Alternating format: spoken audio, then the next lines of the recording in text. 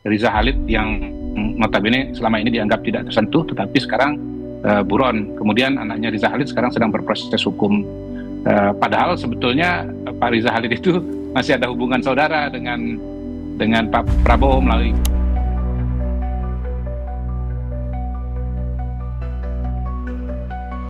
Selama puluhan tahun, publik meyakini bahwa Riza Khalid, sang raja migas, adalah hantu yang tak tersentuh karena backing politik dan jaringan gelapnya. Kini terungkap sebuah fakta yang jauh lebih intim dan mengejutkan, teman-teman. Muhammad Riza Khalid ternyata memiliki hubungan kekerabatan dengan Presiden Prabowo Subianto. Fakta ini yang diungkapkan oleh Kepala Staf Kepresidenan Muhammad Kodari seharusnya menjadi kartu bebas penjara bagi Riza. Sebab di Indonesia, hubungan darah seringkali lebih kuat daripada hukum yang berlaku. Politik dinasti adalah bukti nyata bahwa konstitusi hingga undang-undang bisa diotak-atik demi kelancaran kolusi, korupsi, dan nepotisme. Namun pertarungan antara Prabowo Subianto dan Raja Migas Riza Khalid ini justru mengambil babak yang paling menegangkan, membuktikan bahwa Prabowo sedang menjalankan operasi pembersihan yang tidak pandang bulu. Ini adalah duel antara ikatan darah melawan kedaulatan negara, dan Prabowo telah memilih mana sisi yang harus ditempuhnya.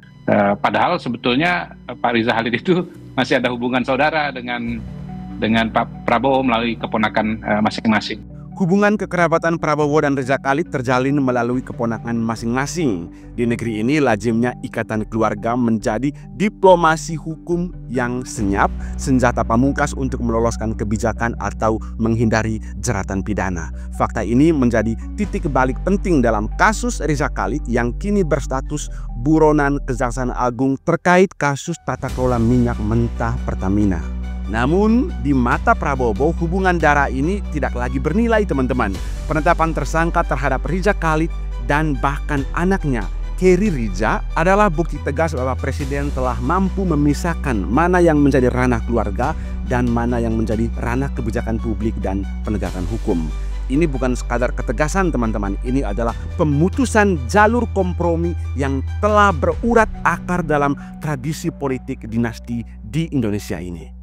Setelah gagal menyulut gejolak politik melalui aktor-aktor di balik kerusuhan Agustus Kelabu kemarin, Riza Khalid tampaknya mulai melunak dan mencoba taktik yang terakhir, yakni pendekatan keluarga. Saudara kandung Prabowo, Hasyim Jojo Hadikusumo, menyatakan sempat dihubungi langsung oleh Riza untuk meminta bantuan terkait masalah hukumnya. Tanggapan Hasyim yang disampaikan melalui juru bicara sangatlah tajam, teman-teman. Hasyim memang mendengarkan, tetapi tidak memberikan janji atau komitmen dalam bentuk apapun, dan tegas menyatakan tidak ingin ikut campur dalam masalah atau urusan hukum tersebut. Pesan ini sudah jelas, teman-teman. Jalur keluarga sudah ditutup oleh Prabowo. Dan teman-teman, ketegasan Prabowo dalam kasus Riza Khalid bukanlah kejutan yang tiba-tiba muncul begitu, melainkan pola konsisten yang berakar pada prinsip Prabowo sendiri.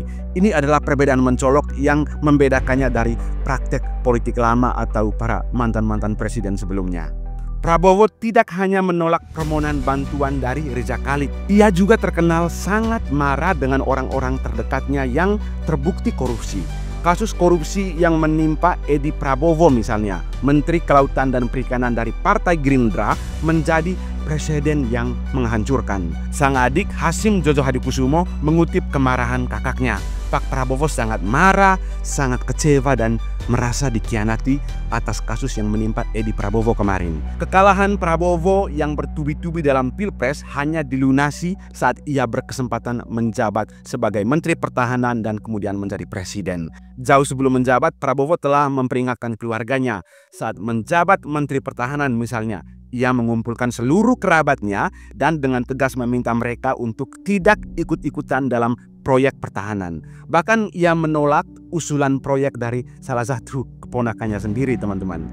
Pola ini menunjukkan bahwa Prabowo tidak lagi punya kepentingan untuk melindungi siapapun yang melanggar hukum, bahkan darah daging atau kader setianya. Dan hal ini sangat berbeda dengan para mantan sebelumnya teman-teman, di mana konstitusi negara bisa diotak-atik hanya demi memuluskan jalan bagi anak kandung dan keluarga untuk menjabat sebagai pejabat negara.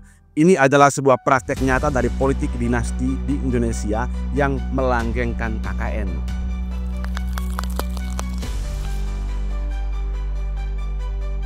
Pak Prabowo telepon saya malam minggu.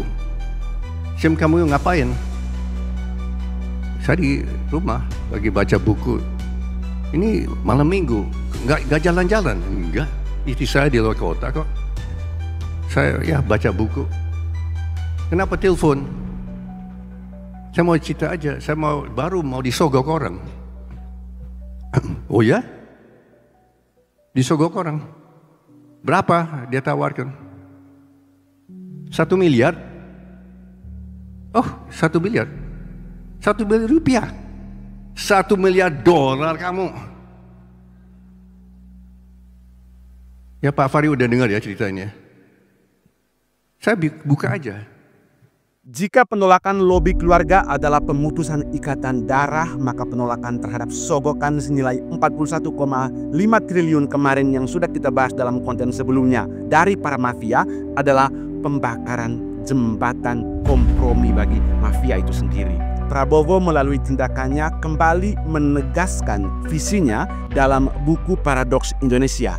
Indonesia miskin karena kekayaan dikuasai oleh oligarki. Jaringan Reja Khalid adalah wajah oligarki itu. Sogokan sebesar ini adalah harga yang disodorkan para mafia untuk membeli jaminan keamanan, untuk membeli kepemimpinan dan integritas dari Presiden Prabowo. Dengan menolak sogokan triliunan rupiah tersebut dan tetap melanjutkan proses hukum dan pengejaran terhadap Riza Khalid, terlepas dari hubungan keluarganya, Prabowo menunjukkan bahwa taruhannya bukan lagi kekuasaan teman-teman, melainkan warisan ideologis dan kedaulatan negara. Ketegasan Prabowo yang memutus jalur kompromi dengan Riza Khalid memiliki dampak strategis yang luar biasa bagi politik Indonesia ke depan teman-teman. Tindakan dari Presiden Prabowo mengirimkan sinyal yang kuat teman-teman, bahwa si Riza yang disebut sebagai ATM dari para politisi kelas kakap dan raja bayangan manapun tidak akan lagi kebal di era pemerintahannya. Terlepas dari seberapa besar kekayaan mereka atau yang disebut oleh Riza Ramli itu sebagai teodolar, atau seberapa dekat hubungan kekerabatan mereka. Itu pertama teman-teman. Yang kedua, menjaga integritas ideologi. Langkah ini menegaskan bahwa ia serius dalam melaksanakan visi sosialisme nasionalis yang menekankan kontrol negara atas sumber daya vital untuk kemudian dimanfaatkan sebesar-besarnya bagi kemakmuran rakyat Indonesia. Yang ketiga, memperkuat mandat rakyat. Dengan menolak sogokan dan lobi keluarga, Prabowo memperkuat legitimasi dan moralitas kekuasaannya. Ia membuktikan bahwa mandat rakyat yang ia terima jauh lebih berharga dari 41,5 triliun dan hubungan keluarga. Inilah rahasia di balik kenekatan Prabowo menantang Raja Migas yang tak tersentuh. Komitmennya untuk memisahkan ranah keluarga dan negara adalah fondasi dari tekadnya untuk merebut kembali kedaulatan energi yang selama ini dirampas oleh para oligarki. Kartel-kartel itu tidak akan mau kalah. Ini dimanapun seperti itu. Jadi polisi harus lebih sigap, harus kompak kerjasama dengan TNI, dengan Bea Cukai, dengan Kejaksaan, semua lembaga kita harus jadi satu tim.